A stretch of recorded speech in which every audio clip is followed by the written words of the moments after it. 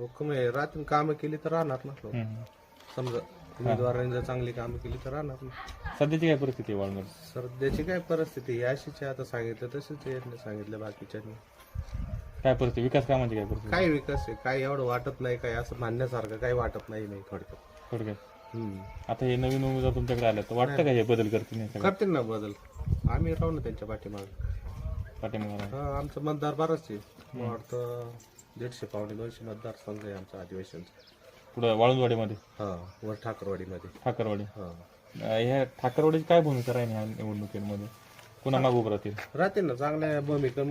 वाढ नवीन शहर आले, नवीन कामाची मजा वाटते. आता हे पहिले काय नसतं, काय ती कामं व्यवस्थित करते नाही काम का बा हे असं केलंय तसं केलं. आता आपण मस्त सगळी सुविधा केली पण त्याचा काही वापरच नाही, काही ते धडच नाही, व्यवस्थित नाही, काहीच नाही त्याच्यात. आता तुम्ही लालच जाऊन बघा काय अवस्था म्हणजे काय असं वाटतं माणसं. नवीन शहरांनी जर चांगली कामं केली मग काय हे नाही. आता रस्ता तर बघितला तुम्ही, आता किती वर्ष रस्ता आहे. आता होईल मग होईल मग होईल. अजून तर मला तर वाटतही नाही. मला वाटतं तो रस्ता मला आठवत नाही तेवढा आमटे झाला असं. मला वाटतं तसं अजून नाही बघा. आता हा दिसतो रस्ता, खडे ती उचलून जाते, ती उचलून जाते, काय त्याला उपयोग आहे. नवीन त्याला संधी दिली पाहिजे. उमेदवार कसा आहे? नाही नाही चांगलं आहे, त्याला भेटलं ना मग कामं करायला वाटतं? हो, कामं करणार ना. आणि तिथं आहे ना संमत आहेत तुमच्या तिथं पण.